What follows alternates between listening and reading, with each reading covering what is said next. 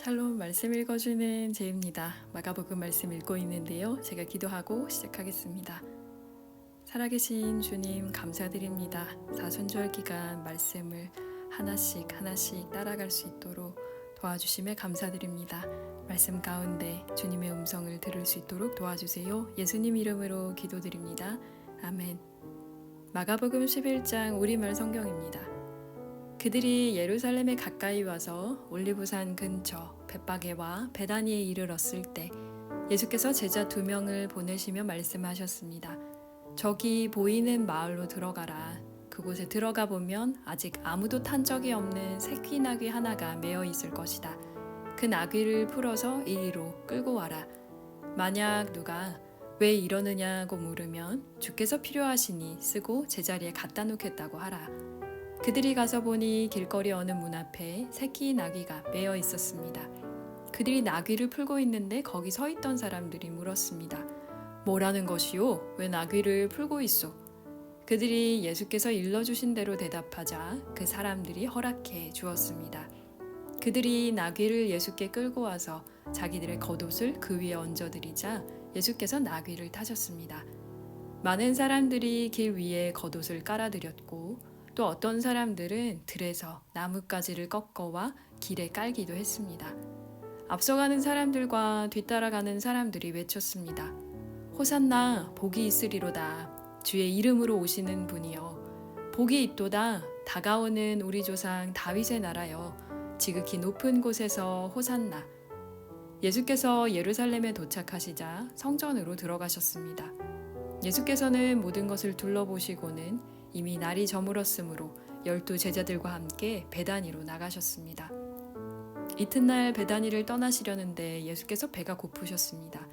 예수께서 멀리 잎이 무성한 무화과 나무를 보시고는 열매가 있을까 해서 가보셨습니다. 가까이 다가가 보시니 잎만 무성할 뿐 무화과 열매는 없었습니다. 무화과 철이 아니었기 때문입니다. 예수께서 그 나무에게 말씀하셨습니다. 이제부터 어느 누구도 내 열매를 따먹지 못할 것이다. 예수의 제자들도 이 말씀을 들었습니다. 예루살렘에 도착하시자마자 예수께서 성전으로 들어가 거기서 장사하던 사람들을 내쫓기 시작하셨습니다. 예수께서는 돈 바꿔주는 사람들의 상과 비둘기를 파는 사람들의 의자를 둘러 엎으셨습니다. 그리고 어느 누구라도 장사할 물건들을 들고 성전 안으로 지나다니지 못하게 하셨습니다. 그리고 예수께서 사람들을 가르치시며 말씀하셨습니다. 내 집은 모든 민족들이 기도하는 집이라 불릴 것이다 라고 성경에 기록되어 있지 않았느냐? 그런데 너희는 이곳을 강도의 소굴로 만들고 말았다. 이 말을 듣고 난 대제사장들과 율법학자들은 예수를 죽일 방도를 궁리하기 시작했습니다. 그들은 모든 사람들이 예수의 가르치심에 놀라는 것을 보고 예수를 두려워했던 것입니다. 저녁 때가 되자 예수와 제자들은 성 밖으로 나갔습니다. 이튿날 아침 예수와 제자들이 지나가다 뿌리째 말라버린 무화과 나무를 보았습니다. 베드로는 생각이 나서 예수께 말했습니다. 선생님, 보십시오. 저주하셨던 무화과 나무가 말라버렸습니다. 예수께서 대답하셨습니다. 하나님을 믿어라. 내가 너희에게 진실로 말한다. 누구든지 저 산에게 들려서 바다에 빠져라 하고 마음에 의심하지 않고 말한 대로 될 줄 믿으면 그대로 이루어질 것이다. 그러므로 내가 너희에게 말한다. 무엇이든지 너희가 기도하고 간구하는 것은 이미 받은 줄로 믿으라. 그러면 너희에게 그대로 이루어질 것이다. 서서 기도할 때에 어떤 사람과 등진 일이 있다면 그 사람을 용서해 주라. 그러면 하늘에 계신 너희 아버지께서도 너희 죄를 용서해 주실 것이다. 그들이 다시 예루살렘으로 들어갔습니다. 예수께서 성전을 거닐고 계시는데 대제사장들과 율법학자들과 장로들이 다가와서 물었습니다. 당신이 무슨 권세로 이런 일을 하는 것이오? 누가 이런 권세를 주었소? 예수께서 대답하셨습니다. 나도 한 가지 물어보겠다. 대답해보라. 그러면 내가 무슨 권세로 이런 일을 행하는지 말해주겠다. 요한의 세례가 하늘로부터 왔느냐? 사람으로부터 왔느냐? 말해보라. 그들은 자기들끼리 의논하며 말했습니다. 만약 우리가 하늘로부터 왔다라고 하면 저 사람이 그러면 왜 요한을 믿지 않았느냐라고 할 것이다. 그렇다고 해서 사람으로부터 왔다라고 할 수도 없지 않는가? 많은 사람들이 요한을 진정한 예언자로 믿고 있었기 때문에 그들은 백성들이 두려웠던 것입니다. 그래서 그들은 예수께 잘 모르겠소라고 대답했습니다. 예수께서 말씀하셨습니다. 그렇다면 나도 무슨 권세로 이런 일을 하는지 너희에게 말하지 않겠다. 아멘. 12장입니다. 예수께서 그들에게 비유를 들어 말씀하기 시작하셨습니다. 어떤 사람이 포도원을 하나 만들어 울타리를 치고 땅을 파서 포도즙 짜는 틀자리를 만들고 망대를 세웠다. 그러고는 어떤 농부들에게 포도원을 세주고 멀리 떠났다. 수확할 때가 되자 주인은 포도원에서 난 소출 가운데 얼마를 받아오라고 종을 농부들에게 보냈다. 그런데 그들은 그 종을 잡아다가 때리고는 빈손으로 돌려보냈다. 그러자 주인은 그들에게 다른 종을 보냈다. 그러나 그들은 그 종의 머리를 때리고 모욕했다. 주인은 또 다른 종을 보냈지만 그들은 그 종을 죽여버렸다. 그러고 나서도 주인은 계속해서 다른 종들을 많이 보냈는데 농부들은 그 종들을 때리고 더러는 죽이기도 했다. 주인에게는 이제 단 한 사람, 바로 사랑하는 자기 아들이 남아 있었다. 그는 마지막으로 아들을 보내면서 그들이 내 아들은 존중하겠지 라고 말했다. 그러나 농부들은 자기들끼리 수군거렸다. 이 사람은 상속자다. 가서 그를 죽이자. 그러면 그 유산은 우리 차지가 될 것이다. 그리하여 농부들은 아들을 데려다가 죽이고 포도원 밖으로 내던져 버렸다. 이렇게 되면 포도원 주인이 어떻게 하겠느냐? 그가 와서 그 농부들을 죽이고 다른 사람들에게 포도원을 줄 것이다. 너희는 성경에서 이런 말씀을 읽어보지 못했느냐? 건축자들이 버린 돌이 집 모퉁이의 머릿돌이 됐다. 주께서 이렇게 하셨으니 우리 눈에 놀랍게 보일 뿐이다. 그러자 그들은 예수께서 말씀하신 이 비유가 자기들을 가리켜 말씀하시는 것임을 알아차리고 예수를 체포할 방도를 모색했습니다. 그러나 백성들을 두려워해 예수를 그대로 두고 가버렸습니다. 그들은 예수의 말씀을 트집 잡아 보려고 바리새파 사람들과 헤롯 당원들을 예수께로 보냈습니다. 그들이 예수께 다가와 말했습니다. 선생님, 우리는 선생님을 참된 분으로 알고 있습니다. 선생님은 사람을 겉모습으로 판단하지 않기 때문에 사람으로 인해 동요되지 않고 하나님의 진리를 참되게 가르치신다고 들었습니다. 그런데 우리가 가이사에게 세금을 내는 것이 옳습니까? 옳지 않습니까? 우리가 세금을 내야 합니까? 내지 말아야 합니까? 예수께서는 위선적인 그들의 속셈을 다 아시고 말씀하셨습니다. 왜 너희가 나를 시험하느냐? 데나리온 동전 하나를 가져와 내게 보이라. 그들이 동전 하나를 가져오자 예수께서 그들에게 물으셨습니다. 동전에 있는 얼굴과 새겨진 글자가 누구의 것이냐? 그들은 가이사의 것입니다. 하고 대답했습니다. 그러자 예수께서 그들에게 말씀하셨습니다. 가이사의 것은 가이사에게 바치고 하나님의 것은 하나님께 바치라. 그들은 예수께 몹시 감탄했습니다. 부활이 없다고 주장하는 사두개파 사람들이 예수께 와서 물었습니다. 선생님, 모세가 우리를 위해 쓰기를 만약 형이 자식 없이 아내만 남겨놓고 죽으면 동생이 그 형수와 결혼해서 형의 대를 이을 자식을 낳아야 한다고 했습니다. 그런데 7 형제들이 있었습니다. 첫째가 결혼을 했는데 자식 없이 죽었습니다. 둘째가 그 형수와 결혼을 했는데 그도 역시 자식 없이 죽었습니다. 셋째도 마찬가지였습니다. 그렇게 7 형제 모두가 자식 없이 죽었고 결국 그 여자도 죽었습니다. 7 형제들이 다 이 여자와 결혼을 했으니 부활할 때에 이 여자는 누구의 아내가 되겠습니까? 예수께서 대답하셨습니다.